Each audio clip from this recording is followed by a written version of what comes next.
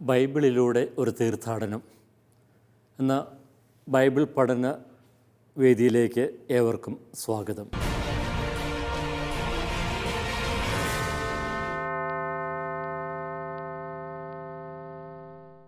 വെളിപാട് 4-ാം അധ്യായത്തിലെ ദർശന വിവരണത്തിലൂടെയാണ് നാം ഇപ്പോൾ കടന്നുപോയിക്കൊണ്ടിരിക്കുന്നത്. കഴിഞ്ഞ ക്ലാസ്സിൽ 4-ാം അധ്യായത്തിൽ വിവരിക്കുന്ന സിംഹാസനസ്ഥനായ ദൈവത്തെക്കുറിച്ചുള്ള കാര്യങ്ങളാണ് നാം കണ്ടത്.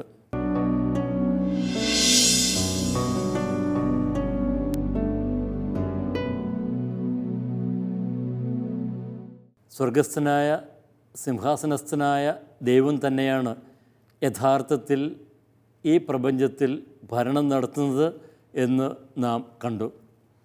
റോമൻ ചക്രവർത്തിയല്ല ഭരണകർത്താവ്. അങ്ങനെയെങ്കിൽ നാം ആരാധിക്കേണ്ടത് പിതാവായ ദൈവത്തെ തന്നെയാണ് എന്ന് വ്യക്തം. തുടർന്ന് നാം ഈ സിംഹാസനത്തിൻ്റെ ചുറ്റുമുള്ള 24 സിംഹാസനങ്ങൾ ഇരിക്കുന്നവരെക്കുറിച്ച് നമ്മൾ പറഞ്ഞു. സിംഹാസനത്തിൽ 24 സിംഹാസനങ്ങൾ ഇരിക്കുന്ന 24 ശ്രേഷ്ഠന്മാർ, അവരെക്കുറിച്ച് നാം അവസാനം പറഞ്ഞത് ഇത് മഹത്വീകരിക്കപ്പെട്ട ദൈവജനത്തിൻ്റെ ഒരു പ്രതീകം തന്നെയായിരിക്കാം. അപ്പോൾ ഈ മഹത്വീകരിക്കപ്പെട്ടവർ അത് മനുഷ്യൻ്റെ ചരിത്രത്തിലൂടെയുള്ള യാത്രയിൽ അവനെ സഹായിക്കുന്നവർ എന്ന് വേണമെങ്കിൽ പറയാം. നമുക്കറിയാമല്ലോ, നമ്മുടെയൊക്കെ ജീവിതത്തിൽ നമ്മെ സഹായിക്കുന്ന സ്വർഗസ്ഥരുണ്ട്. അപ്പോൾ ആ ഒരു വിധത്തിൽ വേണമെങ്കിൽ നമുക്ക് എടുക്കുവാനായിട്ട് സാധിക്കും. കാരണം പുതിയ ജെറുസലേമിനെക്കുറിച്ച് പറയുന്ന വിവരണത്തിൽ ഇവരെക്കുറിച്ച് സൂചനയില്ല. അതിനു മുമ്പാണ് ഇവരെക്കുറിച്ച് സൂചന ഉള്ളത്. ഇനി തുടർന്ന് ഉള്ള വാക്യത്തിലേക്ക് നമുക്കെടുക്കാം. 4-ാം അധ്യായം 5-ാമത്തെ വാക്യം. സിംഹാസനത്തിൽ നിന്ന് മിന്നൽ പിണരുകളും ശബ്ദങ്ങളും ഇടിമുഴക്കങ്ങളും പുറപ്പെടുന്നു. സിംഹാസനത്തിന് മുമ്പിൽ ജ്വലിക്കുന്ന 7 തീപ്പന്തങ്ങൾ, ഇവ ദൈവത്തിൻ്റെ സപ്താത്മാക്കളാണ്. സിംഹാസനത്തിൽ നിന്ന് വരുന്ന മിന്നൽ പിണരുകൾ, ഇടിമുഴക്കങ്ങൾ നമുക്കറിയാം. അതെല്ലാം ദൈവ പ്രത്യക്ഷത്തിന് മുന്നോടിയായിട്ടുള്ള സംഭവ വികാസങ്ങളാണ്. അങ്ങനെയെങ്കിൽ അത് ദൈവ സാന്നിധ്യത്തെ ഒന്നുകൂടി ഊട്ടി ഉറപ്പിക്കുന്നതാണ്. അപ്പോൾ ദൈവമഹത്വത്തിൻ്റെയും ദൈവപ്രത്യക്ഷത്തിൻ്റെയും ഒക്കെ പ്രതീകമാണ് ഇത് എന്ന് നമുക്ക് പറയാം.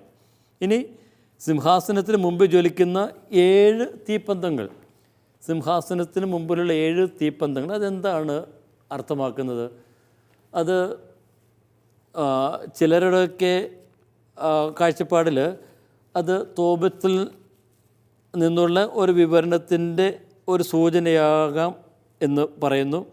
തോബിത്തിൻ്റെ പുസ്തകം 12-ാമത്തെ അധ്യായത്തിൽ 15-ാമത്തെ വാക്യത്തിൽ പറയുന്നു, ഞാൻ റഫായേലാണ് വിശുദ്ധരുടെ പ്രാർത്ഥനകൾ സമർപ്പിക്കുകയും പരിശുദ്ധനായവൻ്റെ മഹത്വത്തിൻ്റെ സന്നിധിയിൽ പ്രവേശിക്കുകയും ചെയ്യുന്ന 7 വിശുദ്ധ ദൂതരിൽ ഒരുവൻ.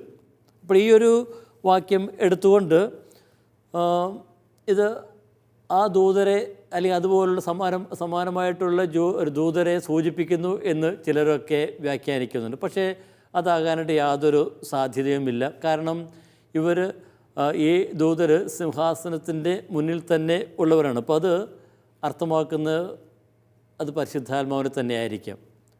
ആ ജ്വലിക്കുന്ന ആ തീപ്പന്തം, ഇപ്പോൾ ജ്വലിക്കുന്ന തീപ്പന്തം സപ്താത്മാക്കൾ നമ്മൾ 1-ാമത്തെ അധ്യായത്തിൽ കണ്ടതാണ്. അപ്പോൾ ഈ ജ്വലിക്കുന്ന എന്ന് പറയുമ്പോൾ അത് അർത്ഥമാക്കുന്നത് അത് സജീവമായിട്ടുള്ളതാണ്, എപ്പോഴും തുടരുന്നതാണ്. ഇനി കത്തിജ്വലിക്കുക എന്ന് പറയുമ്പോൾ അവിടെ ഒരു വിധിയുടെ ഒരു അർത്ഥമുണ്ട്.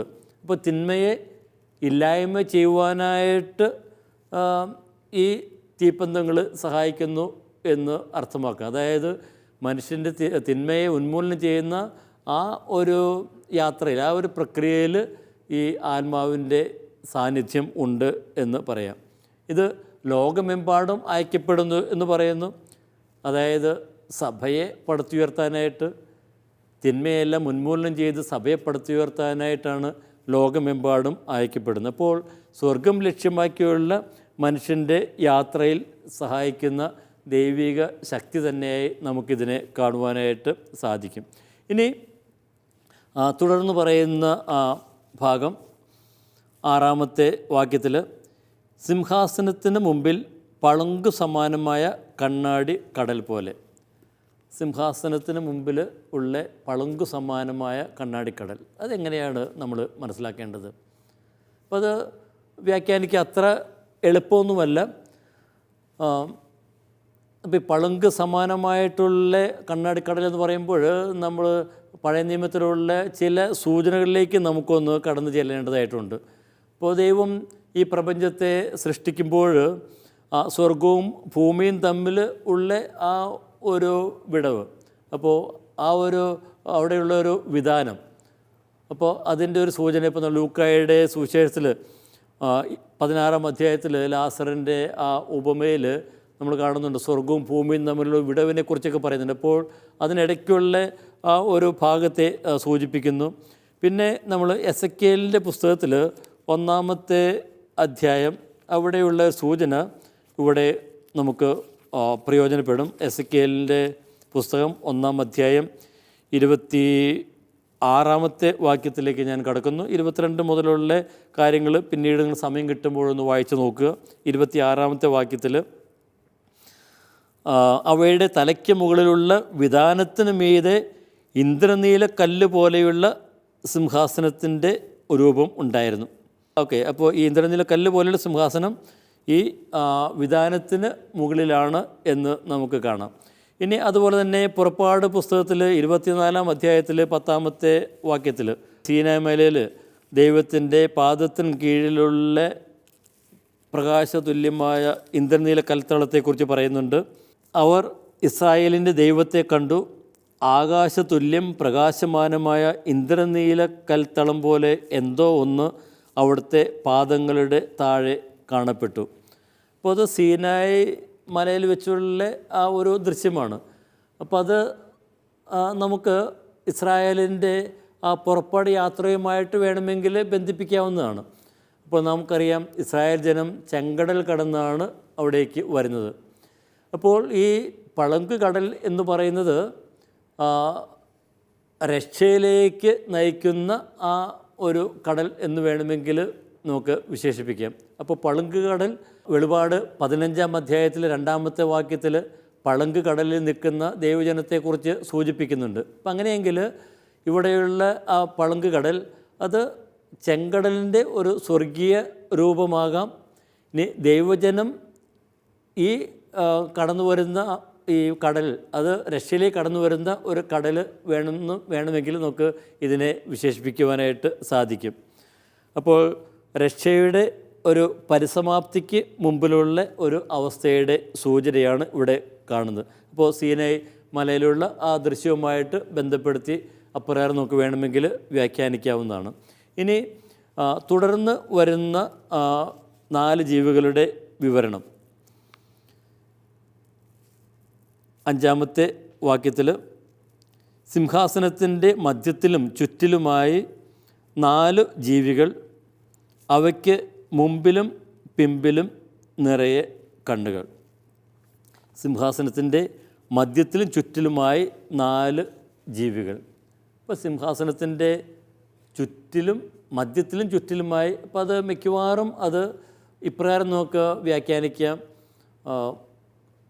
ഗ്രീക്ക് ഭാഷയിൽ ആൻഡ് കൈ എന്ന് പറയുന്ന പ്രയോഗം അത് ആദ്യത്തേതിൻ്റെ വിശദീകരണമായിട്ട് രണ്ടാമത്തേക്ക് എടുക്കുവാനായിട്ട് സാധിക്കും. അങ്ങനെയെങ്കിൽ മധ്യത്തിൽ, അതായത് സിംഹാസനത്തിൻ്റെ ചുറ്റിലും എന്ന് വേണമെങ്കിൽ നമുക്ക് കാണാം.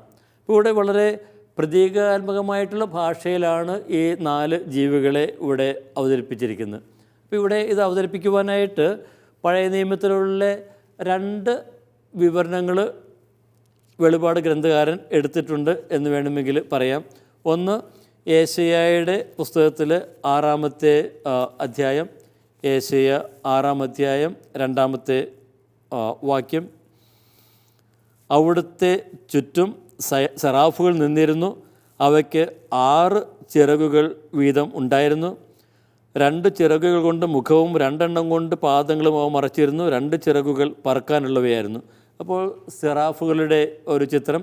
പിന്നെ അതുപോലെ തന്നെ എസെക്കിയേൽ പ്രവാചകൻ്റെ പുസ്തകത്തിൽ 1-ാം അധ്യായത്തിൽ കൊടുത്തിരിക്കുന്ന വിവരണം 5 മുതലുള്ള വിവരണങ്ങൾ, അവിടെ 4 ജീവികളെക്കുറിച്ചാണ് പറയുന്നത്. 4 ജീവികളുടെ രൂപങ്ങൾ പ്രത്യക്ഷപ്പെട്ടു. അവയ്ക്ക് മനുഷ്യരുടെ ആകൃതിയായിരുന്നു.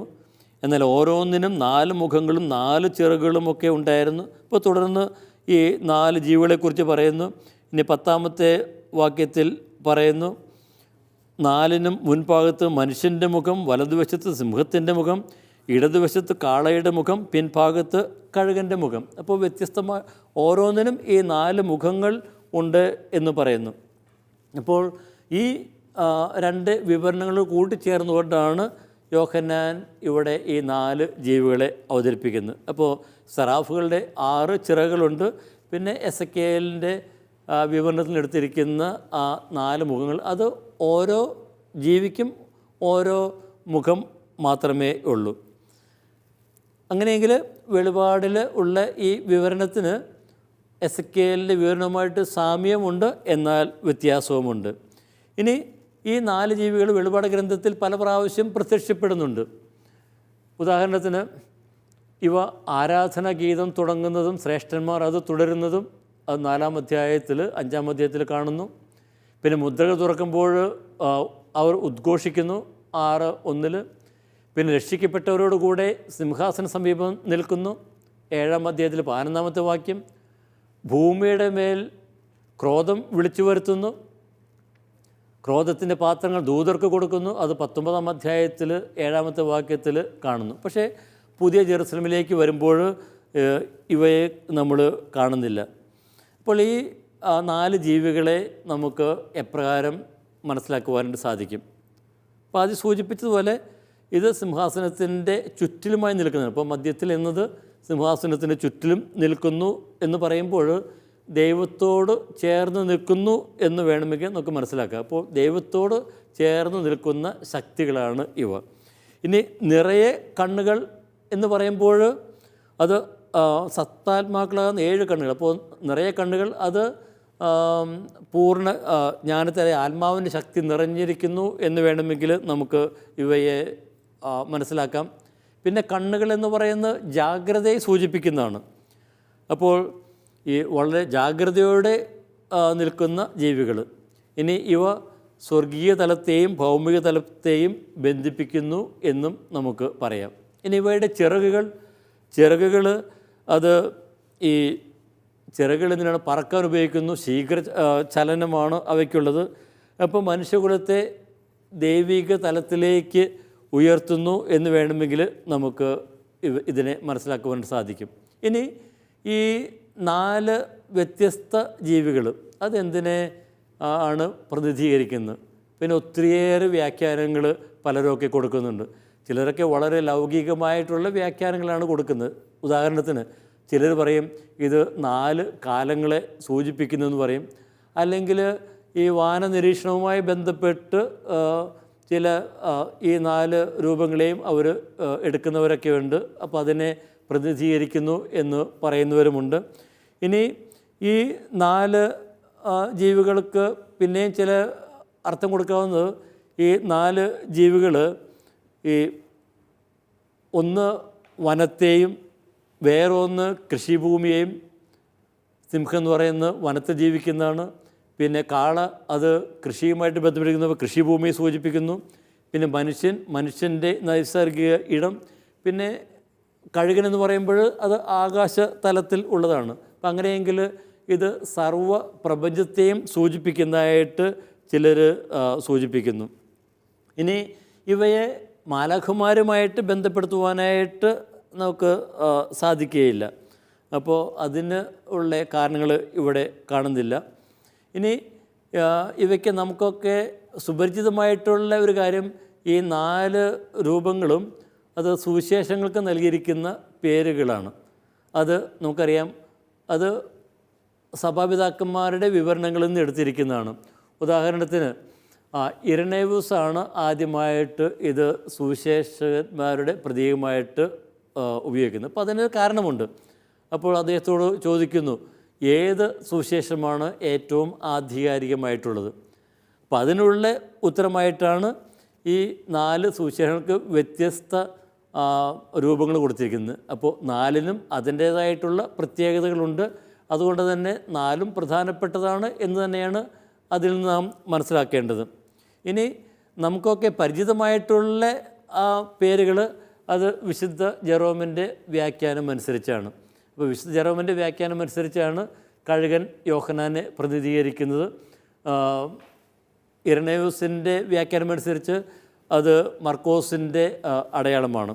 അപ്പോൾ 4 ജീവികൾ അത് ആരെ അർത്ഥമാക്കുന്നു, എന്തിനെ അർത്ഥമാക്കുന്നു എന്ന് ചോദിക്കുമ്പോൾ നമുക്ക് നൽകാവുന്ന ഉത്തരം ഇതായിരിക്കാം. ഇത് 4ഉം ഉന്നത കുലജാതനെയും അതിശക്തിമാനെയും ജ്ഞാനിയെയും സൃഷ്ടിജാലങ്ങളിൽ ഏറ്റവും വേഗമുള്ളതിനെയും സൂചിപ്പിക്കുന്നു. സിംഹം മൃഗങ്ങളുടെ രാജാവാണ്. ഇനി കാള വളർത്തു മൃഗങ്ങളിൽ ഏറ്റവും ശക്തിയുള്ളവൻ. ഇനി കഴുകനെന്ന് പറയുന്നത് അത് പക്ഷിരാജനാണ്. മനുഷ്യനെന്ന് പറയുന്നത് അത് സൃഷ്ടിയുടെ മകുടമാണ്. അപ്പോൾ അങ്ങനെയെങ്കിൽ ജീർണതയുടെ അടിമത്തത്തിൽ നിന്ന് മോചിതമായ സർവപ്രപഞ്ചത്തിൻ്റെയും പ്രതീകമായി ദൈവിക ചൈതന്യം നിറഞ്ഞു നിൽക്കുന്ന ഈ ജീവികളെ കാണാവുന്നതാണ്. അപ്പോൾ നമുക്ക് പറയാം, ദൈവത്തിൻ്റെ രക്ഷാകരകർമ്മം പൂർത്തിയാക്കാൻ ജാഗ്രത പുലർത്തുന്ന ആത്മാവിൻ്റെ ചൈതന്യം നിറഞ്ഞ ദൈവത്തിനും മനുഷ്യകുലത്തിനും ഇടയിൽ വർത്തിക്കുന്ന ശക്തികളെയാകാം ഇവ സൂചിപ്പിക്കുന്നത്. ഇപ്പം 4 ജീവികൾ 6 എന്നതിന് ഏറ്റവും പൂർണ്ണമായിട്ടുള്ള ഉത്തരം ആർക്കും കൊടുക്കുവാൻ സാധിക്കില്ല. കാരണം യോഹന്നാൻ ഇത് തനിക്ക് ലഭിച്ച ആ ദൈവിക അനുഭവങ്ങൾ അത് തൻ്റേതായിട്ടുള്ള വിധത്തിൽ പ്രതീകങ്ങളോട് അവതരിപ്പിക്കുകയാണ്. അപ്പോൾ അത് എപ്രകാരം മനസ്സിലാക്കണം എന്നാണ് നാം ഇവിടെ ശ്രമിച്ചുകൊണ്ടിരിക്കുന്നത്. അപ്പോൾ ഈ 4 ജീവികൾ അത് സിംഹാസനത്തിൻ്റെ മുന്നിൽ ഉള്ള ആ ഒരു ജീവജാലങ്ങളെയാണ് സൂചിപ്പിക്കുന്നത്. അപ്പോൾ നമ്മൾ 2 കാര്യങ്ങൾ കാണുന്നത്, സൃഷ്ടിയുടെ കേന്ദ്രബിന്ദു ദൈവത്തിൻ്റെയും കുഞ്ഞാടിൻ്റെയും സിംഹാസനമാണ്. ഇനി അതിനോടൊപ്പം ഉള്ളത് ഈ 4 ജീവികൾ, അത് സൃഷ്ടിയുടെ അല്ലെങ്കിൽ സർവ്വ സൃഷ്ടിയുടെ പ്രതീകമാണ്. അപ്പോൾ സർവപ്രപഞ്ചവും ഈ ദൈവത്തിന് കുഞ്ഞാടിന് സ്തുതികൾ അർപ്പിക്കുന്നത് നാം ഇവിടെ കാണുന്നു. പിന്നെ അതിനു ചുറ്റും 24 ശ്രേഷ്ഠന്മാർ. അപ്പോൾ ഈ ശ്രേഷ്ഠന്മാർ ദൈവിക ജനത്തെ അല്ലെങ്കിൽ മഹത്വീകരിക്കപ്പെട്ട ദൈവിക ജനത്തെ സൂചിപ്പിക്കുന്നു. ഇപ്പോൾ അങ്ങനെ സ്വർഗസ്ഥനായവൻ്റെ ചിത്രം അവതരിപ്പിക്കുമ്പോൾ അതോടൊപ്പം നിൽക്കുന്ന ആ സർവപ്രപഞ്ചത്തെയും ദൈവജനത്തെയും യോഹന്നാൻ ഇവിടെ അവതരിപ്പിക്കുന്നു. ഇനി നമുക്ക് തുടർന്നുള്ള ഭാഗത്തേക്ക് കടക്കാം. ഈ സർവപ്രപഞ്ചവും മഹത്വീകരിക്കപ്പെട്ട ദൈവജനവും ദൈവത്തെ സ്തുതിക്കുന്നതാണ് നാം ഇവിടെ കാണുന്നത്. 8ാമത്തെ വാക്യം, ഈ 4 ജീവികളും 6 ചിറകുകൾ വീതമുള്ളവർ, ചുറ്റും ഉള്ളിലും നിറയെ കണ്ണുകൾ, രാപകൽ ഇടവിടാതെ അവ ഉദ്ഘോഷിക്കുന്നു. ആയിരുന്നവനും ആയിരിക്കുന്നവനും വരാനിരിക്കുന്നവനും സർവശക്തനും ദൈവവുമായ കർത്താവ് പരിശുദ്ധൻ പരിശുദ്ധൻ പരിശുദ്ധൻ. ഇപ്പോൾ മലയാള പരിഭാഷയിൽ പരിശുദ്ധൻ പരിശുദ്ധൻ പരിശുദ്ധൻ എന്നത് വാക്യത്തിൻ്റെ ഏറ്റവും അവസാനമാണ് വരുന്നത്. എന്നാൽ ഗ്രീക്ക് ഭാഷയിൽ അതുപോലെ തന്നെ ഇംഗ്ലീഷ് പരിഭാഷയിലുമൊക്കെ അത് ഏറ്റവും ആദ്യമാണ് വരുന്നത്. ഹോളി ഹോളി എന്നുള്ള ആ ഒരു പ്രയോഗമാണ് അത് ആദ്യം വരുന്നത്. അപ്പോൾ പരിശുദ്ധനായ ദൈവത്തെയാണ് ഇവിടെ അവർ സ്തുതിക്കുന്നത്. അപ്പോൾ അതിൻ്റെയും ആ രാഷ്ട്രീയ പശ്ചാത്തലം എന്താണ്? ജനങ്ങൾ റോമൻ ചക്രവർത്തിയെ ദൈവവും കർത്താവുമെന്ന് സ്തുതിക്കുമ്പോൾ ഇവിടെ ദൈവജനമാണ് സ്വർഗസ്ഥനായ ദൈവത്തെ പരിശുദ്ധൻ പരിശുദ്ധൻ എന്ന് വിളിക്കുന്നത്. ഇനി ഈ പരിശുദ്ധൻ പരിശുദ്ധൻ എന്ന് വിളിക്കുന്നതിൻ്റെ അർത്ഥം, അപ്പോൾ 3 പ്രാവശ്യം വിളിക്കുന്നത്, അത് ഹീബ്രു ഭാഷയിൽ അതിൻ്റെ അർത്ഥം യാഹ്വേ പരമപരിശുദ്ധനാണ് എന്നതാണ്. അപ്പോൾ അതുകൊണ്ട് തന്നെ ഈ പരിശുദ്ധൻ പരിശുദ്ധൻ പരിശുദ്ധൻ എന്നുള്ള ആ സ്തുതിഗീതത്തെ സറാഫുകളുടെ ഗീതം എന്ന് നമുക്ക് വേണമെങ്കിൽ വിളിക്കാവുന്നതാണ്. അപ്പോൾ ഏറ്റവും ഉന്നതമായിട്ടുള്ള ഒരു ദൈവിക സ്തുതിയാണ്, സ്വർഗീയ ആരാധനയാണ് നമ്മളിവിടെ കാണുന്നത്. ഇനി പിൽക്കാലത്ത് ഈ പ്രാർത്ഥന യഹൂദരുടെയും ക്രൈസ്തവരുടെയുമൊക്കെ പ്രാർത്ഥനകളിൽ സർവ്വസാധാരണമാണ്. ഇനി പരിശുദ്ധനായ ദൈവം എല്ലാ തിന്മകളെയും ഇല്ലാതാക്കുന്നു. അപ്പോൾ തിന്മയെല്ലാം ശുദ്ധീകരിക്കുന്ന ദൈവത്തിൻ്റെ പരിശുദ്ധിയാണ് യോഹന്നാൻ ഈ ഒരു സ്തുതിഗീതത്തിലൂടെ നമ്മുടെ മുന്നിൽ അവതരിപ്പിക്കുന്നത്. അപ്പോൾ ശുദ്ധീകരിക്കപ്പെട്ട ആ മനുഷ്യകുലം ദൈവസന്നിധിയിൽ പ്രവേശിക്കുവാനായിട്ട് യോഗ്യരായിത്തീരുന്നു. പിന്നെ പരിശുദ്ധനായ ദൈവം സർവശക്തനുമാണ്. സർവശക്തൻ, പാന്തോക്രാറ്റോർ എന്നുള്ള പ്രയോഗം അത് നാം നേരത്തെ കണ്ടതാണ്. അത് ദൈവത്തിന് കൊടുക്കുന്ന വഴിയായിട്ട് എല്ലാ തിന്മകളെയും എതിർത്ത് തോൽപ്പിക്കുവാനായിട്ട് കഴിവുള്ളവൻ ദൈവം തന്നെയാണ് എന്ന കാര്യമാണ് യോഹന്നാൻ ഇവിടെ നമ്മുടെ മുന്നിൽ അവതരിപ്പിക്കുന്നത്. പിന്നെ ആയിരുന്നവനും ആയിരിക്കുന്നവനും വരാനിരിക്കുന്നവനും അത് നാം 1-ാം അധ്യായത്തിൽ കണ്ടു തന്നെയാണ്. കാലങ്ങളുടെ അധിപനായ ദൈവം, ദൈവം ഇന്നലെയും ഇന്നും നാളെയും ഉള്ളവനാണ്. എന്നാൽ റോമൻ ചക്രവർത്തിയോ ഇന്ന് ചിലപ്പോൾ കാണുമായിരിക്കും, പക്ഷേ നാളെ ഉണ്ടാവുകയില്ല. അപ്പോൾ റോമൻ ചക്രവർത്തിയെ അപേക്ഷിച്ച് ഇന്ന് നിലനിൽക്കുന്നവൻ സർവശക്തനായവൻ ദൈവമാണ്. അങ്ങനെയെങ്കിൽ ആരെയാണ് നാം ആരാധിക്കേണ്ടത്, വണങ്ങേണ്ടത്? സ്വർഗസ്ഥനായ സിംഹാസനസ്ഥനായ ദൈവം തന്നെയാണ്. ഇനി ദൈവത്തെക്കുറിച്ച് വീണ്ടും പറയുന്നു. ആ ജീവികൾ എന്നും എന്നേക്കും ജീവിക്കുന്നവനായ സിംഹാസനസ്ഥന് മഹത്വവും ബഹുമാനവും കൃതജ്ഞതയും നൽകിയപ്പോഴെല്ലാം 24 ശ്രേഷ്ഠന്മാർ സിംഹാസനസ്ഥൻ്റെ മുമ്പിൽ വീണ് എന്നും എന്നേക്കും ജീവിക്കുന്നവനെ സാഷ്ടാംഗം പ്രണമിക്കുകയും തങ്ങളുടെ കിരീടങ്ങൾ സിംഹാസനത്തിന് മുമ്പിൽ വെച്ചുകൊണ്ട് ഇങ്ങനെ പറയുകയും ചെയ്തു. അപ്പോൾ ദൈവത്തിന് സ്തുതികൾ അർപ്പിക്കുന്നു, കൃതജ്ഞത അർപ്പിക്കുന്നു. ഇപ്പോൾ ഇവിടെ ഉപയോഗിച്ചിരിക്കുന്ന പദം യൂക്കറിസ്റ്റിയ എന്ന പദം, നന്ദി പറയൽ, വാഴ്ത്തൽ, അതൊക്കെയാണ് അർത്ഥമാക്കുന്നത്. ദൈവം ചെയ്തിട്ടുള്ള എല്ലാ കൃപകൾക്കും ഉള്ള ഒരു നന്ദി അർപ്പണം തന്നെയാണിത്. ഇനി ഇവിടെ സാഷ്ടാംഗം പ്രണമിക്കുന്നതിനെക്കുറിച്ച് പറയുന്നുണ്ട്. സാഷ്ടാംഗം പ്രണമിക്കുക എന്നത് പരിപൂർണ വിധേയത്വത്തിൻ്റെ ഒരു പ്രതീകമാണ്, സമർപ്പണത്തിൻ്റെ പ്രതീകമാണ്. അത് പഴയ നിയമത്തിൽ ദിനവൃത്താന്തങ്ങളിൽ 20-ാം അധ്യായത്തിൽ 18-ാം വാക്യത്തിലും 1 മക്കബായരുടെ പുസ്തകത്തിൽ 4-ാം അധ്യായത്തിൽ 55-ാമത്തെ വാക്യത്തിലുമൊക്കെ ഇത് നാം കാണുന്നുണ്ട്.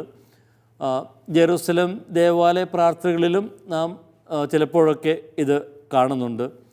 ഇപ്പോൾ സ്വർഗസ്ഥനായവനെ ദൈവജനം സാഷ്ടാംഗം പ്രണമിച്ച് വണങ്ങുമ്പോൾ ഇനി ഭൂവാസികൾ ആരെയാണ് വണങ്ങുന്നത്?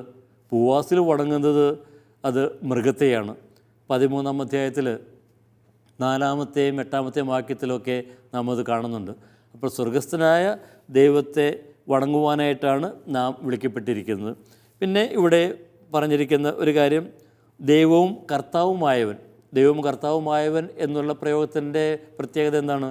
അന്ന് റോമൻ ചക്രവർത്തിയാണ് ദൈവവും കർത്താവ് എന്ന് അവർ വിശേഷിപ്പിച്ചിരുന്നത്. അപ്പോൾ ആ പശ്ചാത്തലത്തിൽ പറയുന്നു ദൈവവും കർത്താവും അത് സ്വർഗസ്ഥനായ ദൈവം മാത്രമാണ്. പിന്നെ അങ്ങ് 11-ാമത്തെ വാക്യത്തിൽ ഞങ്ങളുടെ ദൈവവും കർത്താവുമായ അങ്ങ് മഹത്വവും ബഹുമാനവും ശക്തിയും സ്വീകരിക്കുവാൻ അർഹനാണ്. അർഹൻ എന്ന് പറയുന്നത് ആ ഒരു വർതി അറിയൂ. അപ്പം അതും റോമൻ ചക്രവർത്തി ആരാധനയുടെയൊക്കെ പശ്ചാത്തലത്തിലാണ്. അപ്പോൾ റോമൻ ചക്രവർത്തിയാണ് അവർ അർഹൻ എന്ന് പറഞ്ഞ് പുകഴ്ത്തിയിരുന്നത്. പക്ഷേ ഇവിടെ അർഹനായിട്ടുള്ളവൻ ദൈവം മാത്രമാണ് എന്ന് പറയുന്നു. ഇനി അതിൻ്റെ കാരണം എന്താണ്? കാരണം അങ്ങ് സർവവും സൃഷ്ടിച്ചു, അങ്ങയുടെ ഹിതത്താൽ അവ ഉണ്ടാകുകയും സൃഷ്ടിക്കപ്പെടുകയും ചെയ്തു. അപ്പോൾ എല്ലാം സൃഷ്ടിക്കപ്പെട്ടത് ദൈവത്തിലൂടെയാണ്. അപ്പോൾ ദൈവമാണ് യഥാർത്ഥത്തിൽ സൃഷ്ടാവ്. അപ്പോൾ സൃഷ്ടാവായ ദൈവത്തെയാണ് നാം ആരാധിക്കുകയും വണങ്ങുകയും ചെയ്യേണ്ടത്. അപ്പോൾ എല്ലാം ഈ പ്രപഞ്ചത്തിലുള്ള സകലതും ദൈവത്തിൻ്റെ ഹിതത്താൽ ഉരുവാക്കപ്പെട്ടതാണ്. അപ്പോൾ ഈ സിംഹാസനത്തിൻ്റെ ചിത്രം നമ്മുടെ മുന്നിൽ അവതരിപ്പിക്കുന്നത് എന്താണ്? അവിടെ നിന്നാണ് എന്നും നിലനിൽക്കുന്നവൻ, അവിടെ നിന്ന് മാത്രമാണ് ആരാധനയ്ക്ക് അർഹനായിട്ടുള്ളവൻ. അപ്പോൾ യഥാർത്ഥത്തിൽ അർഹനായവൻ ദൈവമാണെങ്കിൽ ഈ ദൈവത്തെ മാത്രമാണ് നാം ആരാധിക്കേണ്ടത്. ഈ സൃഷ്ടാവായ ദൈവം അവിടുന്ന് ഈ പ്രപഞ്ചത്തെ വീണ്ടും പുനർസൃഷ്ടിക്കും.